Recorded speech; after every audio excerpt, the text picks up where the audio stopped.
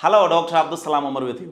ഞങ്ങളൊരിക്കൽ ജോർജിയയിലെ ഡീപ്പ് ഇമേഴ്ഷനിൽ ഫാമിലി എന്നുള്ള വിഷയത്തെക്കുറിച്ച് ചർച്ച നടക്കുമ്പം ഒരാൾ പറഞ്ഞ്, ഡോക്ടറെ ഈ പെണ്ണുങ്ങൾക്ക് തീരെ നന്നില്ല, ഓൾക്ക് ഞാൻ എന്തൊക്കെ വാങ്ങിക്കൊടുത്ത് എല്ലാം ചെയ്ത് കൊടുത്തിട്ടുണ്ട്, എല്ലാം ഉണ്ട്, ഓൾക്ക് കാറുണ്ട്, വീടുണ്ട്, സൗകര്യങ്ങളുണ്ട്, ഞാൻ കഷ്ടപ്പെട്ട് അധ്വാനിച്ച് ബിസിനസ് ചെയ്ത് ഓൾക്കെല്ലാം വാങ്ങിക്കൊടുക്കണം, ഓൾക്കൊരു നന്ദില്ല, എന്താ ഈ പെണ്ണുങ്ങൾക്ക് വേണ്ടി എനിക്കൊരു ഐഡിയ ഇല്ല എന്ന് പറഞ്ഞിട്ട് ഇയാൾ പെണ്ണുങ്ങളങ്ങനെ കുറ്റം പറയാണ്. അപ്പം അവിടെ പിന്നെ ഗ്രൂപ്പിലുള്ള എല്ലാവർക്കും ഇങ്ങനെ ഒരു ചിന്ത ഉണ്ട്, എന്താ ഇപ്പോൾ ഇത് പെണ്ണുങ്ങൾക്ക് എന്താ വേണ്ടി. അപ്പോൾ ഈ ഒരു വീഡിയോ ചർച്ച ചെയ്യുന്നത് ബേസിക്കലി പെണ്ണുങ്ങൾക്ക് എന്താ വേണ്ടി എന്നുള്ള നമ്മുടെ ഭാര്യ, ഇതൊരു സ്ത്രീപക്ഷ വീഡിയോ അല്ല, സ്ത്രീകളുടെ ഭാഗം വിശദീകരിക്കുന്ന വീഡിയോ ആണ്. ഇതിന് നമുക്ക് മറ്റൊരു വീഡിയോ പുരുഷൻ എന്താ വേണ്ടതെന്നുള്ള വീഡിയോ വേറെ ഇടാട്ടോ. അപ്പോൾ ഇതിൽ പുരുഷൻ്റെ ഭാഗം പറയുന്നവർ എന്നോട് കച്ചറ ഉണ്ടാക്കരുത്.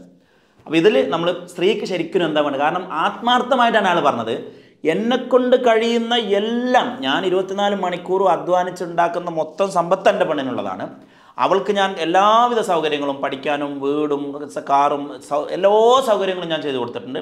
പക്ഷേ എപ്പോഴും അവളെ ഭാഗത്തുനിന്ന് കംപ്ലൈൻറ്റ് മാത്രം. അപ്പോൾ എന്താകുമ്പോൾ എടുക്ക് വേണ്ടിയെന്ന് ഒരു ഐഡിയ ഇല്ല, എനിക്ക് അവളോട് വെറുപ്പാണെന്ന് അയാൾ പറഞ്ഞു. ശരിക്കും വെറുപ്പാണ്. അപ്പോൾ ഇതിനൊരു സൊല്യൂഷനും കൂടിയാവും ഒരു ഈ വീഡിയോ. അപ്പോൾ സത്യത്തിൽ ഇപ്പോൾ പെണ്ണിന് എന്താ വേണ്ടി, അപ്പോൾ നിങ്ങളൊക്കെ ആലോചിക്കണം, നിങ്ങളെ മൈൻഡിലൊക്കെ ഇപ്പോൾ എന്താ ഉണ്ടാവും, ഉത്തരം വന്നിട്ടുണ്ടാവും, പൈസയും കാറും നല്ല വേണ്ടി, ഞങ്ങൾക്ക് ഇതാ വേണ്ടി. ഇത് എന്താണെന്നുള്ളതാണ് ഒരിത്. ഒന്ന്, ശരിക്കും ഇപ്പോൾ പെണ്ണിന് ആദ്യമായിട്ട് വേണ്ടി വരാം ഈ സംരക്ഷണം എന്ന് പറഞ്ഞ സാധനം, പ്രൊട്ടക്ഷൻ. ഇപ്പം ഒരു ഉദാഹരണം, ഒരു പെണ്ണ്, മിക്കവാറും പെണ്ണുങ്ങളെ കല്യാണം കഴിഞ്ഞ് അമ്മായിയമ്മയുടെ അടുത്തേക്ക് അല്ലെങ്കിൽ മറ്റൊരു കുടുംബത്തിലേക്ക്, സ്വന്തം ഉമ്മയുടെ ഉപ്പയുടെ അല്ലെങ്കിൽ അമ്മയുടെ അച്ഛൻ്റെ കൂടെ ആങ്ങളയുടെ കൂടെയൊക്കെ ജീവിച്ച് വളരെ സ്വസ്ഥമായിട്ടുള്ള ഒരു കംഫർട്ടബിൾ എൻവയറമെൻറ്റിൽ ജീവിച്ചിട്ടാണല്ലോ നമ്മൾ മറ്റൊരു വീട്ടിലേക്ക് പോകണം. അവിടെ നോക്കുമ്പോൾ കൾച്ചറും ഡിഫറെൻറ്റ്, ആളുകളും ഡിഫറെൻറ്റ്. എൻ്റെ അമ്മയെപ്പോലെ അല്ല അവിടുത്തെ അമ്മ, എൻ്റെ അച്ഛനെ പോലെ അല്ല അവിടുത്തെ അച്ഛൻ, എൻ്റെ ആങ്ങളെപ്പോലെ അല്ല ഹസ്ബൻഡ്. അങ്ങനെ ഒരു മൊത്തം പ്രശ്നമായിരിക്കുമല്ലോ അവിടെ. അപ്പോൾ ഒരുപാട് പ്രശ്നങ്ങളുണ്ടാകും. അപ്പോൾ ചിലപ്പോൾ അമ്മായിയമ്മ, നാളെ ഒരു പെണ്ണ് പറഞ്ഞാൽ അമ്മായിയമ്മ ഭയങ്കരമായിട്ട് ദ്രോഹിക്കും, അങ്ങനെ കുത്തും ഇങ്ങനെ കുത്തും ഒക്കെ ചെയ്യും. അപ്പോൾ ഈ വിഷയങ്ങളൊക്കെ നടക്കുമ്പോൾ ഹസ്ബൻഡ് ഇങ്ങനെ ഉണ്ടാക്കും, അയാൾ എൻ്റെ ഭാഗം നിൽക്കില്ല, അതല്ലെങ്കിൽ എന്നെ പ്രൊട്ടക്റ്റ് ചെയ്യില്ല. ചില സമയത്തൊക്കെ മൂപ്പരും കൂടി, അതായത് ഹസ്ബൻഡും അമ്മായിയമ്മയും ആങ്ങളാരും എല്ലാവരും കൂടിയിട്ട് വെള്ളമിട്ട് ചാടും, അങ്ങനെയൊക്കെ. അപ്പോൾ ആ വീട്ടിൽ വളരെ ഒറ്റപ്പെട്ട രീതിയിൽ പെണ്ണിന് തോന്നുകയാണല്ലോ. അപ്പോൾ ഒരു പ്രതിസന്ധി ഘട്ടം വരുമ്പോൾ ഒന്നും വേണ്ട, അപ്പോൾ അവിടെ അമ്മയും ഇവളും തമ്മിൽ കച്ചറ ഉണ്ടാകുമ്പോൾ ഇടപെട്ട് സംസാരിക്കണം എന്നല്ല ഞാൻ പറയുന്നത്, നേരെ മറിച്ച് അതെങ്ങനെയെങ്കിലും ഒന്ന് ഡൈല്യൂട്ട് ചെയ്ത് അവിടുന്ന് രക്ഷപ്പെടുത്തി മെല്ലെ റൂമൊക്കെ കൊണ്ടുവന്ന്, എന്നിട്ട് എടി സാരല്ല, പ്രായമായ ആളുകളല്ലേ, നീ ഒന്ന് ക്ഷമിക്കുക, നിനക്ക് ഞാനില്ലേ എന്ന് പറഞ്ഞിട്ട് ഓളൊന്ന് ചേർത്ത് പിടിച്ച് നെറ്റത്തൊരു ചുംബനം കൊടുത്താൽ മാറുന്ന പ്രശ്നമാവും. അവിടെ അതാണ് പ്രൊട്ടക്ഷൻ എന്ന് പറയുന്ന ഒരു സംഭവം. അതായത് നിനക്ക് ഞാനില്ലേ, എന്ത് പ്രശ്നങ്ങൾ വരും. അവൾ ഇപ്പോൾ PSC എക്സാം എഴുതാൻ പോയി. അപ്പോൾ അമ്മായിമ്മ ഇങ്ങനെ ചൊറിയുന്നുണ്ടാവും. ഒരു ഉദാഹരണത്തിനായി പറയുന്ന കേട്ടോ, പഠിച്ചിട്ട് എന്താ കാര്യം, അങ്ങനെ ആയിട്ട് എന്താ കാര്യം, അങ്ങനെ ആ സ്ട്രെസ്സിൻ്റെ ഇടയിൽ പോയിട്ട് PSC തോറ്റു. അപ്പോൾ ഇപ്പം എന്തുണ്ടായി, കുറേ പഠിക്കാൻ പോയി, കുറേ ഇവിടുന്ന് പണിയെടുക്കാൻ നിൽക്കാൻ വേണ്ടി കുറേ അങ്ങ് ഓടി, ഇപ്പം തോറ്റില്ലേ, അങ്ങനെ വേണം എന്ന് പറഞ്ഞിട്ട് എല്ലാവരും ഊതും. ഈ ഊതുമ്പം സാരല്ല, നമുക്ക് ഇനിയും എഴുതാം, നീ ബേജാറാണ്ട എന്ന് പറഞ്ഞ് ഓളെ പുറത്ത് കൊട്ടുന്ന ഒരാൾ. എന്ത് സാഹചര്യമാണ്, ഇപ്പോൾ ഡ്രൈവിംഗ് ടെസ്റ്റിന് പോകുമ്പോൾ ഭയങ്കര ഇടങ്ങാറായിരിക്കും. അപ്പോൾ ചിലപ്പോൾ പൊട്ടുമ്പം വീട്ടിൽ ഭയങ്കര പ്രതിസന്ധികളായിരിക്കും. തിരിച്ചു വരുമ്പം ഡ്രൈവിങ് പൊട്ടി എന്ന് പറഞ്ഞ് ചിരിക്കാൻ കുറേ ആളുണ്ടാവും. അപ്പം ഇടി സാരല്ല, നമുക്ക് അടുത്തത് എഴുതാം, നീ ബേജാറാണ്ട. അങ്ങനെ എന്ത് സാഹചര്യത്തിലും അവളൊരു പ്രതിസന്ധിയിൽ ഉൾപ്പെടുന്ന ഒരു സമയത്ത് അവളെ പ്രൊട്ടക്റ്റ് ചെയ്യുന്ന ഒരാളെ പേരാണ് ശരിക്കും അവളുടെ പുരുഷൻ അല്ലെങ്കിൽ അവളുടെ ഹസ്ബൻഡ് എന്ന് പറയുന്ന ആൾ. ആ പ്രൊട്ടക്ഷൻ പലപ്പോഴും നമുക്ക് ചെയ്യാൻ പറ്റാറില്ല. ഒന്നെങ്കിൽ നമ്മൾ ന്യൂട്രലാവും, അതല്ലെങ്കിൽ നമ്മൾ ഭാഗം കൂടും, അല്ലെങ്കിൽ നമ്മൾ തന്നെ നീ ഒന്നും ശരിയാവില്ല, നീ ഡ്രൈവിങ്ങിനൊന്നും പോകണ്ട, ഒന്നും നടക്കില്ല, PSC എന്നെ കൊണ്ടൊന്നും നടക്കില്ല എന്ന് പറഞ്ഞാൽ നമ്മൾ തന്നെ അവളെ അടിച്ച് തള്ളിയിടും. അങ്ങനെ ആകുമ്പോൾ നമ്മൾ അവളെ പ്രൊട്ടക്റ്റ് ചെയ്യുന്ന, ഗ്രോ ചെയ്യുന്ന ഒരാളായിട്ട് തോന്നൂല. അടുത്ത പ്രധാന വിഷയം, പ്രത്യേകിച്ച് ഒരു കൈനസ്തെറ്റിക് പേഴ്സണാലിറ്റി ടൈപ്പുള്ള ആളുകളാണെങ്കിൽ സ്ത്രീക്ക് പൈസയിലൊക്കെ അപ്പുറം, നമ്മളിപ്പം പകൽ മുഴുവൻ എന്താ പറയുക, ജോലി കഴിഞ്ഞ് വന്നിട്ട് നമ്മൾ ആദ്യമായിട്ട് നമ്മളെ പെണ്ണിനെ കാണണമെന്നുണ്ടോ ചിലപ്പോൾ രാത്രി ബെഡ്റൂമിലായിരിക്കും. പെണ്ണെന്ന് പറഞ്ഞാൽ അങ്ങനെയല്ല, അവളൊരു സെക്സിനല്ല പ്രയോറിറ്റി കൊടുക്കുന്നത്. അത് വെരി ഇമ്പോർട്ടൻറ്റ് സാധനമാണ്. 2 സാധനം, പെണ്ണിന് വേണ്ട 2 സാധനം, അത് സെക്സുമായിട്ട് ബന്ധപ്പെട്ടതല്ല, എന്നാലോ ആണ് പൊതുവേ ഒരു സെക്സിന് പ്രയോറിറ്റി കൊടുക്കുന്ന ആളും സെക്സിനെ സെക്സായിട്ട് കാണുന്ന ആളുമാണ്. പക്ഷെ പെണ്ണ് അങ്ങനെയല്ല, അതിനെ ഇമോഷണലി, ഫിസിക്കലിയാണ് ആണ് ഡീൽ ചെയ്യുന്നത്, പെണ്ണ് അതിനെ ഇമോഷണലി ഡീൽ ചെയ്യുന്നതാണ്. അവൾക്ക് വേണ്ടത് ഫിസിക്കൽ ടച്ച് വേണം, അതായത് ഹഗ് വേണം, അതായത് സെക്ഷൽ ഇൻറ്റൻഷൻ ഇല്ലാത്ത ഫിസിക്കൽ ടച്ചുകൾ. ഒരു ഉദാഹരണം, ബീച്ചിലൂടെ അവളുടെ കൈ പിടിച്ച് നടക്കുന്നു, അവളെ മടിയിൽ കിടത്തിയിട്ട് തലയിൽ ഇങ്ങനെ താലോലിച്ചു കൊടുക്കുന്നു, അതല്ലെങ്കിൽ ഓഫീസിലേക്ക് പോകുമ്പോൾ അവളെ നെറ്റത്തൊരു ചുംബനം കൊടുത്തിട്ട് പോകുന്നു, ഓഫീസിൽ നിന്ന് വരുമ്പോൾ അവളെ ആലിംഗനം ചെയ്തിട്ട് പുറത്ത് കെട്ടിപ്പിടിക്കുന്നു. അങ്ങനെ ഒരു ലൈംഗികമായിട്ടുള്ള ഉദ്ദേശമില്ലാതെ എത്രത്തോളം നമ്മൾ പെണ്ണിനെ ടച്ച് ചെയ്യുന്നു അത്രത്തോളം അവൾ നമ്മളുമായിട്ട് ഇമോഷണലി സാറ്റിസ്ഫൈഡ് ആയിരിക്കും. ബാക്കിയുള്ള സ്വർണത്തിനും വീടിനും കാരണമൊന്നും ഒരു വരെയില്ല അങ്ങനെ. പക്ഷെ പലപ്പോഴും ആണുങ്ങൾക്ക് ആ ഒരു ബന്ധം ഉണ്ടാക്കിയെടുക്കാൻ നമുക്ക് കഴിയാറില്ല. അവിടെയാണ് മറ്റു പല പ്രശ്നങ്ങളിലേക്കും പോകാറ്. ഞാൻ എൻ്റെ വിശദാംശങ്ങളിലേക്ക് വരാം. മൂന്നാമത്തത്, പെണ്ണിന് എന്ത് വേണമെന്ന് വെച്ചാൽ, ഇപ്പം നാളൊരു പെൺകുട്ടി വന്നിട്ട് പറഞ്ഞാൽ എനിക്ക് ഡൈവേഴ്സ് വേണം. അപ്പോൾ എന്തിനാണ് ഡൈവേഴ്സ് എന്ന് ചോദിച്ചപ്പം അവൾ പറഞ്ഞു ശരിയാവില്ല, ഞങ്ങൾ തമ്മിൽ ശരിയാവില്ല, അത് എനിക്കിഷ്ടമല്ല. പിന്നെ വിശദമായിട്ട് ചോദിച്ചപ്പം അവൾ പറഞ്ഞു ഇറ്റ്സ് ലൈക്ക് റേപ്പ്, ഞങ്ങൾ തമ്മിൽ he rapes me every day, അങ്ങനെ ഒരു കൺസെപ്റ്റ്. അപ്പം ഹസ്ബൻഡ് റേപ്പ് ചെയ്യുക ഒരു പുതിയ കൺസെപ്റ്റ് ആണല്ലോ. അപ്പോൾ എന്താ മൂപ്പര് ഓഫീസിൽ പോകും ഉണ്ടാതെ ഇറങ്ങി പോകും, ഓഫീസിൽ തിരിച്ചു വരും, കുറേ നേരം ഫോണിൽ കളിച്ചിരിക്കും, എന്നിട്ട് ഭക്ഷണം കഴിക്കുമ്പോൾ ഒന്നും മുണ്ടിൽ കുറേ ഫോണിൽ തോണ്ടിയിരിക്കും.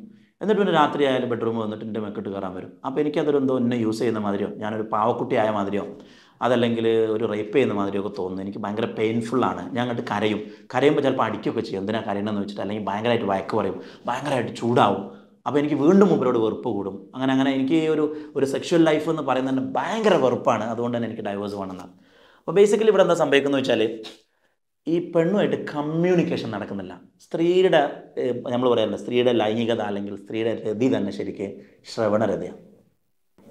കേൾക്കണം അങ്ങോട്ട് അവളുടെ കാതിനെ നമുക്ക് എന്താണ് പറയുക എൻജോയ് ചെയ്യിപ്പിക്കാൻ പറ്റണം. അതുപോലെ തന്നെ അവളെ നമ്മൾ കേൾക്കാനും പറ്റണം. അപ്പോൾ ഒരു സ്ത്രീയുമായിട്ട് ആര് സംസാരിച്ചിരിക്കണം, നിങ്ങൾ ഏതൊരു എക്സ്ട്രാ മറൈറ്റൽ അഫെയറിനെ എടുത്ത് നോക്കി, ഒരു എക്സ്ട്രാ മറൈറ്റൽ അഫെയർ 90% എടുത്ത് നോക്കിയാലും സ്വർണത്തിന് വേണ്ടിയിട്ടോ സെക്സിന് വേണ്ടിയിട്ടോ അതല്ലെങ്കിൽ മറ്റെന്തെങ്കിലും പദവിക്ക് വേണ്ടിയിട്ടോ ഒന്നും പോകുന്നതല്ല. എക്സ്ട്രാ മറൈറ്റൽ അഫെയർസ് ഒക്കെ നടക്കുക. അപ്പം അത് ആരുടെ കൂടെ, ഓട്ടോ ഡ്രൈവറുടെ കൂടെ, ജോലിക്കാരൻ്റെ കാര്യം, ആരുടെ കൂടെ പെണ്ണ് വിളിച്ചോടിയാലും അതിൻ്റെ പിന്നിലൊരു സംഭാഷണം ഉണ്ടാവും, കമ്മ്യൂണിക്കേഷൻ. ഭർത്താവിന് എല്ലാം കൊടുക്കാൻ കഴിയുന്നുണ്ട്, പക്ഷേ പെണ്ണുമായിട്ട് ഇരുന്ന് സംസാരിക്കുന്നില്ല. അപ്പം നാളെ ഡിപി മെഷനിൽ നമ്മളൊരിക്കൽ ചോദിച്ചു ഒരാളോട്, നിങ്ങൾ എന്താ പറയുക നിങ്ങളുടെ ഭാര്യയായിട്ട് ഡെയിലി ഒരു മണിക്കൂറെങ്കിലും ഇരുന്ന് സംസാരിക്കാറുണ്ട്. അപ്പോൾ ഞാനെന്തോ ഒരു മണിക്കൂറോളം കണ്ണുക്കോ ഇങ്ങനെ ഇരിക്കും, എനിക്ക് ഭ്രാന്താണ് വെച്ച് എങ്ങനെയെങ്കിലും അത്യാവശ്യം കാര്യങ്ങൾ പറഞ്ഞ് മുങ്ങാന്നല്ലാതെ. ശരിക്കും പറഞ്ഞാൽ സംസാരിച്ചിരിക്കുക എന്ന് പറഞ്ഞാൽ ഭയങ്കര എന്തോ ഒരു ഹിമാലയൻ ടാസ്ക്കായിട്ട് എല്ലാവർക്കും തോന്നുന്നു. പക്ഷെ പെണ്ണിനെ സംബന്ധിച്ചിടത്തോളം അവൾ പറയുന്നത് കേൾക്കാൻ ഒരാളില്ലെങ്കിൽ അവൾക്ക് ഭ്രാന്താവും. നാളൊരു പെൺകുട്ടി പറഞ്ഞത്, ഞാനിങ്ങനെ സംസാരിച്ച് ചുമരുകളോട് സംസാരിക്കാൻ തുടങ്ങി, ലാസ്റ്റ് എനിക്ക് തന്നെ തോന്നി എനിക്ക് ഭ്രാന്താണെന്ന്. അങ്ങനെയാണ് ഞാൻ ഒരു കൗൺസിലിങ്ങിന് വന്നത്. അതായത് സംസാരിക്കാൻ ആളില്ലാതെ ഒരു ദിവസം അവളുടെ കാര്യങ്ങളൊക്കെ അവൾക്ക് പറയാൻ ആരെങ്കിലും ഒരാൾ വേണം. ഇത് നമ്മൾ ഫോൺ വിളിച്ചിട്ട് പിന്നെ ഞാൻ ആ പൈസ കൊടുത്തയച്ചു കേട്ടോ, അത് 10,000 എടുത്തോ, ബാക്കി അവിടെ കൊടുത്താളാ, അത് അങ്ങനെ ഓക്കെ എന്ന് പറഞ്ഞു വെക്കും. അപ്പോഴാണ് ചിലപ്പോൾ ഈ ഗ്യാപ്പ് കണ്ടിട്ട് പഹന്മാർ ആപ്പ് വെക്കാൻ വരും. എടിയോ എന്താ വിശേഷം, സൗണ്ട് നല്ല രസാട്ടോ, ഭക്ഷണം കഴിച്ചോ, ഇന്ന് എന്തൊക്കെ ചെയ്ത്, രാവിലെ എന്ത് പരിപാടി. ഈ ചങ്ങായിക്ക് ഒരു പണിയില്ല, ഓന് വേറെ എന്തൊക്കെയോ കണ്ടിട്ടാണ് എന്താവുന്നത് ഈ പണിക്ക് നിൽക്കണം. പക്ഷെ പെണ്ണ് വിചാരിക്കും ഇതാണ് ലൈഫ്, ഇതാണ് സ്നേഹം എന്ന് വിചാരിച്ചിട്ട് ഈ ഇത്തരം എന്താണ് പറയുക കോഴികളുണ്ടല്ലോ, ഈ കോഴികൾ ഉപയോഗിക്കുന്ന ഏറ്റവും വലിയൊരു ടൂൾ എന്താണെന്ന് വെച്ചാൽ കമ്മ്യൂണിക്കേഷൻ. പെണ്ണിന് കമ്മ്യൂണിക്കേഷൻ കിട്ടിയേ തീരും. പിന്നെ ഒരു കാര്യം സാന്ദർഭികമായിട്ട് പറഞ്ഞാൽ, ഈ കോഴികൾ നിങ്ങളോട് സംസാരിച്ച് കിന്നരിക്കുന്നത് ബേസിക്കലി നിങ്ങളോടുള്ള സ്നേഹം കൊണ്ടല്ല, നിങ്ങളുടെ ശരീരം കണ്ടിട്ടാണ്. അപ്പം ഈ അടുത്ത് എന്താണ് പറയുക ഒളിച്ചോടിയൊരു പെണ്ണ് ഒരാഴ്ച കഴിഞ്ഞാൽ പിന്നെ ഇങ്ങടനെ ഒന്നാണ്. അതായത് അവൻ ഉപയോഗിക്കേണ്ടതൊക്കെ ഉപയോഗിച്ചിട്ട് തിരിച്ചും കടനെ കൊണ്ടാക്കുന്നത്. ഇപ്പം വീട്ടുകാർക്കും വേണ്ട, കുടുംബത്തിനും വേണ്ട, ഹസ്ബൻഡിനും വേണ്ട, ആർക്കും വേണ്ട, അങ്ങനെ ആത്മഹത്യ ചെയ്യാനും വയ്യ, ജീവിക്കാനും വയ്യ എന്ന കോലത്തിൽ നിൽക്കുന്ന പോലെയായിരിക്കും. അപ്പം ഇതൊക്കെ തെറ്റിദ്ധാരണകൾ മാത്രമാണ്. അപ്പം നമുക്ക് മറ്റൊരാളോട് സംസാരിച്ചിട്ട് ഒരു ജീവിതം ഉണ്ടാകുക എന്നാണ് പോസിബിൾ അല്ല. നമ്മളിപ്പം നമ്മുടെ ഹസ്ബൻഡ് അല്ലെങ്കിൽ നമ്മുടെ പാർട്ട്ണർ നമ്മളോട് സംസാരിച്ചിട്ട് ജീവിതം ഉണ്ടാവുക എന്നുള്ളതാണ് അതിൻ്റെ ഇമ്പോർട്ടൻസ്. അല്ലാതെ ഒരു തെറ്റുണ്ടായാൽ പുറംചാടുക എന്നുള്ളതാണ്. അപ്പോൾ ചുരുക്കി പറഞ്ഞാൽ കമ്മ്യൂണിക്കേഷൻ ഈസ് എ മസ്റ്റ്. ഞാൻ വീണ്ടും ആവർത്തിക്കുന്നു, 90% ഓഫ് ഏത് എക്സ്ട്രാ മറൈറ്റൽ അഫെയറിൻ്റെയും കാരണം എടുത്തു നോക്കിയാൽ കമ്മ്യൂണിക്കേഷന് വേണ്ടിയാണ് പലപ്പോഴും മറ്റ് ബന്ധങ്ങൾ ഉണ്ടാക്കിയെടുക്കുന്നത്. പക്ഷേ അത് പെർമനൻ്റ് അല്ല, അതിൻ്റെ റിസൾട്ട് വളരെ മോശമാണ്. അപ്പോൾ അതതിൻ്റെ സൊല്യൂഷൻ അല്ല. നാലാമത്തെ പ്രധാനപ്പെട്ട ഒരു സാധനം, അപ്പോൾ നമ്മൾ എന്തൊക്കെ പറഞ്ഞെന്ന് വെച്ചാൽ, ഒന്ന് അവൾക്കൊരു പ്രൊട്ടക്ഷൻ വേണമെന്ന് പറഞ്ഞു, അവൾക്ക് physical touch and hug and care വേണമെന്ന് പറഞ്ഞു, അതുപോലെ തന്നെ അവൾക്ക് കമ്മ്യൂണിക്കേഷൻ നിർബന്ധമാണെന്ന് പറഞ്ഞു. നാലാമത്തെ ഒരു പോയിന്റ് പെണ്ണിന് എന്ത് വേണമെന്ന് വെച്ചാൽ, പലപ്പോഴും സംഭവിക്കണം. ഇപ്പോൾ ഒരു ഉദാഹരണം പറയാം. ഒരു അടിപൊളി ഹസ്ബൻഡ്, വീട്ടിൽ ഉഷാറാണ്, സെക്സിയാണ്, റൊമാൻറ്റിക്കാണ്, റിച്ചാണ്, എല്ലാ കാര്യങ്ങളും ചെയ്തു കൊടുക്കും, വീട്ടിലാൾ പുലിയാണ്, കുട്ടികളോടൊക്കെ ഉഷാറാണ്. പക്ഷേ അയാൾക്ക് വേറൊരു ലൈനുണ്ട്. അയാൾ വേറെ ലൈൻ അടിച്ചു, പെണ്ണുങ്ങൾ കയ്യോടെ പൊക്കി. അപ്പോൾ ലൈൻ അടിക്കുക മാത്രമല്ല, മൂപ്പര് ഒരു കല്യാണം കഴിച്ചോ നോക്കൊരു സംശയം. ഈ പെണ്ണിനോട് തന്നെ മറ്റൊരു സംസ്ഥാനത്തുള്ള ഒരു പെൺകുട്ടിയായിരുന്നു. അപ്പോൾ ഏതായാലും ഇവർ ഒരുമിച്ചുള്ള ഫോട്ടോവും ടൂറും കാര്യങ്ങളൊക്കെ ഇവൾ കൈയോടെ പൊക്കി. അന്ന് മുതലാണ് ഇവൻ്റെ നരക ജീവിതം തുടങ്ങിയത്. ആദ്യം തന്നെ ഇവൻ്റെ മനസ്സമാധാനം പോയി, ഇവന് ബിസിനസ്സിൽ ഇൻട്രസ്റ്റ് ഇല്ലാതായി, ബിസിനസ്സിൽ 2 ഷോപ്പുകൾ ക്ലോസായി. കാരണം ഇവന് കിളി പോയി, മക്കളോട് ചൂടാകാൻ തുടങ്ങി. ഇവൻ ആകെ എന്തായാലും പറയാം, ഫുള്ള് ഡിപ്രഷൻ അടിച്ചിട്ട് ഉറക്കം വരാൻ ആകെ ഇടങ്ങാറായിട്ടാണ് അയാൾ ശരിക്കും ജോർജിയയിലെ ഡീപ്പ് ഇമേഴ്ഷൻ ക്യാമ്പിലാണ് വരുന്നത്. പക്ഷേ അയാൾ ഒരു ബിസിനസ്സുമായി ബന്ധപ്പെട്ട ഒരു വിഷയത്തിനല്ല വരുന്നത്. അപ്പോൾ എൻ്റെ കിളി പോയി, ഞാൻ നഷ്ടപ്പെട്ടു, എനിക്ക് എന്നാ നഷ്ടപ്പെട്ടു, എനിക്ക് ഉറക്കമില്ല, സമാധാനമില്ല, ബിസിനസ്സില്ല, ഒന്നുമില്ല, എനിക്ക് ഹെൽപ്പ് വേണം, എനിക്ക് ഇടയ്ക്കിടയ്ക്ക് ആത്മഹത്യ ചെയ്യണമെന്ന് തോന്നുന്നു. എന്താ പ്രശ്നമൊന്നുമില്ല, പെണ്ണുങ്ങൾ കൈയോടെ പൊക്കിയതാ. ശരിക്കും പറഞ്ഞാൽ ഇവിടെ പെണ്ണിന് ഇയാൾ തിരിച്ച് ബാക്കിയൊക്കെ ചെയ്ത് കൊടുക്കുന്നുണ്ട്. ഇപ്പോൾ അതായത് ഓളെ സ്നേഹിക്കുന്നുണ്ട്, സെക്സ് ചെയ്യാൻ നോക്കുന്നുണ്ട്, ഓളെ ഉന്തിടും, സെക്സ് ചെയ്യാൻ വന്നത് അങ്ങനെ തള്ളി മറച്ചിടും, എൻ്റെ അടുത്തേക്ക് വരണ്ടാന്ന് പറയും, വെറുപ്പാണെന്ന് പറയും. എല്ലാത്തിനും ഇവൾക്ക് ഭയങ്കര സംശയരോഗമാണ്. പെണ്ണിന് ഭയങ്കര സംശയരോഗം എന്ന് പറഞ്ഞാൽ ഇയാളെ വീട്ടിൽ നിന്ന് പുറത്തു പോകാൻ സമ്മതിക്കൂല, ഇയാളെ പെങ്ങളോട് വരെ മിണ്ടാൻ സമ്മതിക്കൂല, ജ്യേഷ്ഠൻ്റെ അനിയൻ്റെ ഭാര്യമാരോട് മിണ്ടാൻ സമ്മതിക്കൂല, നാട്ടുകാരോട് മിണ്ടാൻ സമ്മതിക്കൂല, ദുബായി പോകാൻ സമ്മതിക്കൂല, കടയിൽ പോയിരിക്കാൻ സമ്മതിക്കൂല, കടയിലെ സ്റ്റാഫിനോട് മിണ്ടാൻ സമ്മതിക്കൂല. ഭയങ്കരമായിട്ട് ഇവളിങ്ങോട്ട് വയലൻ്റായി. എന്താ പ്രശ്നം? ഇവൾക്ക് സെക്യൂരിറ്റി നഷ്ടപ്പെട്ടു, ലോയൽറ്റി നഷ്ടപ്പെട്ടു. പെണ്ണിൻ്റെ ഏറ്റവും വലിയൊരു പ്രശ്നം പെണ്ണിൻ്റെ മാനസികാവസ്ഥ. സത്യത്തിൽ പിന്നെന്താ സംഭവിക്കുക വെച്ചാൽ ശരിക്കും പെണ്ണിന് ഭ്രാന്താവും. അതായത് അല്ലെങ്കിൽ നിങ്ങളുടെ ജീവിതത്തിൽ നരകതുല്യമായിട്ട് സംശയരോഗവും അടിയും വഴക്കുമായിട്ട് അതിലൂടെ വളർന്നു വരുന്ന കുട്ടികൾ 10 പൈസക്കില്ലാതാവും. 10 പൈസക്കില്ലാന്ന് പറഞ്ഞാൽ ആകെ കുടുംബം ചിന്ന ഭിന്നമാവും. ആരോഗ്യം തകരും, ഉറക്കം തകരും, സമാധാനം പോവും, ബിസിനസ് പോവും, കുടുംബം പോവും, കുട്ടികൾ പോവും, സമ്പത്ത് പോവും. ജീവിതത്തിൽ നമ്മൾ എന്തൊക്കെ ഉണ്ടാക്കിയിട്ടുണ്ടോ അതൊക്കെ നശിച്ചു പോകുന്ന ഒരു കേസാണിത്. പെണ്ണിന് സെക്യൂരിറ്റി നഷ്ടപ്പെടുക. അതായത് എന്നെ ഇയാൾ സംരക്ഷിച്ച് എൻ്റേത് മാത്രമായി, എന്നോട് ലോയലായി, എൻ്റെ കൂടെ നിന്ന് എന്നെ വളർത്തും എന്നുള്ള ഒരു തോന്നലുണ്ട്. അവിടെയാണ് സ്നേഹം തുടങ്ങുന്നത്. ആ തോന്നൽ പോയി കഴിഞ്ഞാൽ പിന്നെ അത് തിരിച്ചു കിട്ടാൻ പേപ്പർ ചുരുട്ടിയ മാതിരി എത്ര നിർത്തിയാലും പിന്നെ അത് ഇങ്ങോട്ട് ശരിയാവില്ല, ആ മടക്ക് ഇങ്ങോട്ട് പോകില്ല, ആ സംശയരോഗം ഇങ്ങോട്ട് പോകില്ല. അതുകൊണ്ട് തന്നെ നന്നായിട്ട് ശ്രദ്ധിക്കേണ്ട ഒരു സാധനമാണ് സെക്യൂരിറ്റി. അവൾക്ക് സെക്യൂരിറ്റി ഫീൽ ചെയ്യണം. അവൾ ചതിക്കപ്പെട്ടു എന്നുള്ളൊരു തോന്നൽ, അതല്ലെങ്കിൽ ഇയാൾ ലോയലല്ല എന്നുള്ളൊരു തോന്നലുണ്ടായി കഴിഞ്ഞാൽ പെണ്ണ് നഷ്ടപ്പെടും. പിന്നെ സാന്ദർഭികമായി പറയേണ്ട പെണ്ണിന് ആവശ്യമുള്ള 2 കാര്യങ്ങളും കൂടിയാണ്. അതിലൊന്നാണ് കെയറിങ്. അടുത്ത നമ്മൾ പറഞ്ഞു കോഴികളുടെ 2ാമത്തെ ടൂളാണ് കെയറിങ് എന്ന് പറയുന്നത്. അതായത് ഇപ്പോൾ ഒരു ഉദാഹരണം, ഒരു ബിസിനസ്മാൻ എടുക്കാം, അല്ലെങ്കിൽ ഒരു ഭയങ്കര തിരക്കുള്ള ഒരു എംപ്ലോയിനെ എടുക്കാം. അയാളുടെ ഭാര്യ പറയാണ് എനിക്ക് തലവേദന ഉണ്ട് എന്ന്. തലവേദന ഉണ്ടോ? ഒരു കാര്യം ചെയ്തോ സുക്കുറ, നമ്മളെ പെണ്ണുങ്ങൾക്ക് ഒരു തലവേദന, ഒരു ഓട്ടോറിക്ഷ എടുത്ത് പോയിട്ട് ഓളൊന്ന് ഡോക്ടറെ കാണിച്ചുകൊണ്ടാക്കുക, പൈസ ഞാൻ ഗൂഗിൾ പേ തരട്ടോ എന്ന് പറയും. ഡ്രൈവറെ വിളിച്ച് പറയും. ഡ്രൈവർ പോയിട്ട് താത്താ എന്ത് പറ്റി, തലവേദന ഉണ്ടോ? സാറല്ല, നമുക്ക് ഹോസ്പിറ്റലിൽ പോവാം, വരി നിങ്ങൾ ഭക്ഷണമൊക്കെ കഴിച്ചോ, ചായ കുടിച്ചണോ? ചായ കുടിച്ചിട്ട് പോവാം. ചായ കുടിക്കുന്ന പിന്നെ ഗ്യാസിൻ്റെ ഒരു പ്രശ്നം തലവേദനക്ക് ഉണ്ടാകാൻ സാധനം, ചായ കുടിച്ച് വരി ഇവിടെ ഹോസ്പിറ്റലിൽ കൊണ്ടുപോയി ഹോസ്പിറ്റലിലേക്ക് ഇരുത്തി, നിങ്ങളിവിടെ ഇരിക്കട്ടെ, ഞാൻ ബില്ല് അടിച്ചിട്ട് വരാം എന്നൊക്കെ പറഞ്ഞ് വളരെ കെയറിങ് ആയിട്ട് അയാൾ ഹോസ്പിറ്റലിൽ കൊണ്ടുപോയി ഡ്രൈവറോ അല്ലെങ്കിൽ അയൽവാസിയോ അല്ലെങ്കിൽ ബന്ധുവോ ആരെങ്കിലും ഒരാൾ കൊണ്ടുവരും. പെണ്ണിന് ഇവളോട് ഇഷ്ടം തോന്നിയാലും നമ്മളെ കുറ്റം പറയാൻ പറ്റില്ല.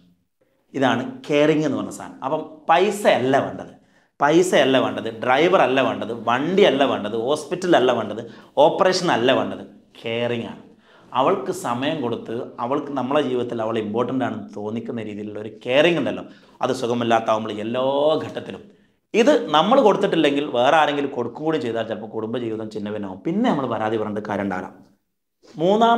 നമ്മൾ പറഞ്ഞ 5 പറഞ്ഞു. 6ാമത്തെ ലാസ്റ്റ് ടൂള് അപ്രിഷിയേഷൻ തന്നെയാണ്.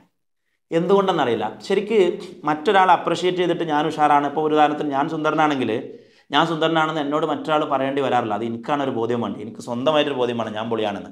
പക്ഷെ പലപ്പോഴും പെണ്ണുങ്ങളുടെ കേസിൽ അങ്ങനല്ല. പെണ്ണുങ്ങൾ പെട്ടെന്ന് വീണു പോകുന്ന അല്ലെങ്കിൽ എപ്പോഴും കൊതിക്കുന്ന ഒരു സാധനമാണ് അപ്രിഷിയേഷൻ എന്ന് പറഞ്ഞാൽ സൗന്ദര്യത്തിൽ മാത്രമല്ല. ഇപ്പം നാളെ ഒരു പെൺകുട്ടി പറഞ്ഞില്ലേ, മുടികൊഴിച്ചിലുള്ള ഒരു പെൺകുട്ടി. അപ്പം അവളോട് മുടികൊഴിച്ചിൽ തോന്നുമ്പോൾ പറഞ്ഞു, പണ്ടൊക്കെ കോളേജിൽ പഠിക്കുന്ന സമയത്ത് ഞാൻ ഭയങ്കര തിങ്ങിയ നീളമുള്ള മുടികളുള്ള കുട്ടിയായിരുന്നു. കോളേജിൽ നിന്നൊക്കെ ഒരുപാട് ആളുകൾ എന്നെ പ്രപ്പോസ് ചെയ്താണ് എൻ്റെ മുടി കണ്ടിട്ട്, എൻ്റെ കണ്ണ് കണ്ടിട്ട്. പക്ഷെ കല്യാണം കഴിഞ്ഞതിന് ശേഷം ഇതുവരെ എൻ്റെ ഭർത്താവ് ഒരിക്കൽ പോലും എൻ്റെ കണ്ണ് ഉഷാറാണെന്നോ എൻ്റെ മുടി ഉഷാറാണെന്നോ എൻ്റെ ശരീരം ഉഷാറാണെന്നോ ഒരു രീതിയിലുള്ള അപ്രിഷിയേഷനും ചെയ്തിട്ടില്ല. അപ്പോൾ സത്യത്തിൽ ഈ ഒരു കൗൺസിലിങ്ങിൻ്റെ തുടക്കം തന്നെ അവളുടെ ഒരു എക്സ്ട്രാ മാരിറ്റൽ അഫെയർ ആയിരുന്നു. പ്രശ്നമൊന്നുമില്ല. എന്തുകൊണ്ട് സംഭവിച്ചു എന്ന് വെച്ചാൽ ഒരാൾ വന്നിട്ട് അവളോട് പിന്നെയും പറഞ്ഞു എൻ്റെ കണ്ണ് ഉഷാറാണടി, മുടിയൊക്കെ സൂപ്പറാണെന്നുള്ളൊരു പ്രശ്നം വന്ന് അത് കുടുംബത്തിൽ അടിയായി, കുടുംബത്തിൽ പ്രശ്നമായിട്ട് പിന്നീട് മുടികൊഴിച്ചിലുകൾ വന്ന് അങ്ങനെയാണ് ഇതിൻ്റെ പ്രശ്നം തുടങ്ങുന്നത്. അപ്പോൾ ചുരുക്കി പറഞ്ഞാൽ നമ്മുടെ പെണ്ണിനെ നമ്മൾ തന്നെ അപ്രിഷിയേഷൻ. അവൾ ഒരു ഫുഡ് ഉണ്ടാക്കി അവൾ ആഗ്രഹിക്കുന്നത് നമ്മൾ തിന്നുക എന്ന് മാത്രമല്ല, ഫുഡ് അടിപൊളിയായിരുന്നു ടോടി, വീടൊക്കെ നല്ല ക്ലീനാട്ടോടി, നീ ഇട്ട ഈ ഡ്രസ്സ് പൊളിയാട്ടോ, നിൻ്റെ കണ്ണ് ഉഷാറാട്ടോ, നിൻ്റെ മുടി ഉഷാറാട്ടോ, നിൻ്റെ ബോഡി ഉഷാറാട്ടോ. പലപ്പോഴും ഭർത്താക്കന്മാരെന്ത് ചെയ്യാറ്, ഒന്ന് നീ ഉഷാറാന്ന് പറയൂല, രണ്ട് നിമിഷാറല്ല എന്ന് ഇടയ്ക്കിടയ്ക്ക് പറയും. എൻ്റെ കറി രസമല്ല, എന്താ ഡ്രസ്സ് അതിട്ട്, എന്താ എൻ്റെ കോലം മോടിയാണ്, അങ്ങനെ. അതായത് അവൾക്ക് എന്തെങ്കിലും ഒരു കുറവുണ്ടെങ്കിൽ അത് വിത്തൗട്ട് ഫെയിൽ എടുത്ത് പറഞ്ഞിരിക്കും. അവൾക്ക് ഉള്ള 1000 ഗുണങ്ങൾ നമ്മൾ അപ്രിഷിയേറ്റ് ചെയ്യൂല. അപ്പോൾ ചുരുക്കി ഇത് സമ്മറൈസ് ചെയ്യുമ്പം പെണ്ണിന് എന്താ വേണ്ടതെന്ന് ചോദിച്ചാൽ കുറേ പൈസയും സാധനങ്ങളും ഒന്നുമല്ല. പെണ്ണിന് വേണ്ടത് ഒന്ന്, നമ്മൾ പറഞ്ഞു, അവൾക്ക് ഒരു പ്രശ്നം വരുമ്പോൾ അവളുടെ കൂടെ നിൽക്കണം. പബ്ലിക്കിൽ കൂടെ നിൽക്കണ്ട, ബെഡ്റൂമിൽ നിന്നാൽ മതി, കെട്ടിപ്പിടിച്ചിട്ട് ഞാനുണ്ട് നിൻ്റെ കൂടെ എന്ന് പറഞ്ഞാൽ മതി.